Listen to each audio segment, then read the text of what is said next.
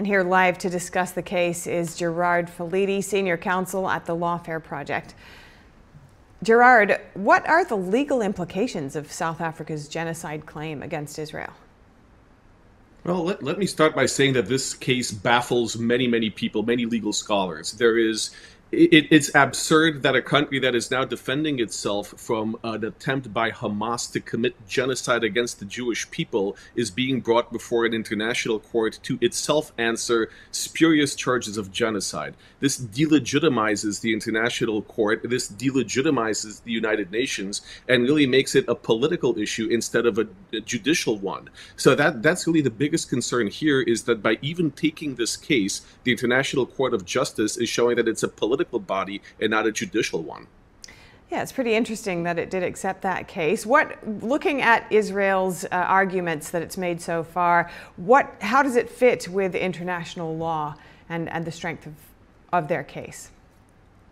Israel's conduct in the war and the arguments that it has made completely accord with international law, with international legal principles on how it can defend itself, on the type of military exercises it can conduct to defend itself.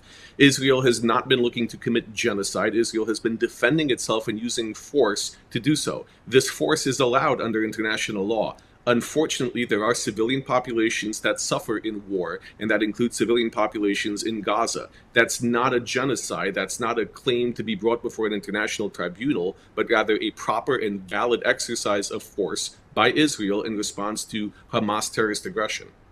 And Israel is accusing Hamas of obviously embedding their people within civilians, which would have, increased the amount of casualties. How does international law address issues like this? Well, that's the hard part. International law should be on the side of the victims. It should be on the side of Israel. Unfortunately, it's not, which in this case is a good thing, because the International Court of Justice doesn't really have any enforcement mechanism. Whatever decision the justices eventually come to, it's not something that can be enforced. There's no UN police force or UN army to enforce it. So ultimately, this becomes a political policy issue. This becomes a propaganda piece for pro-Palestinian activists. It's not something that is capable of being resolved.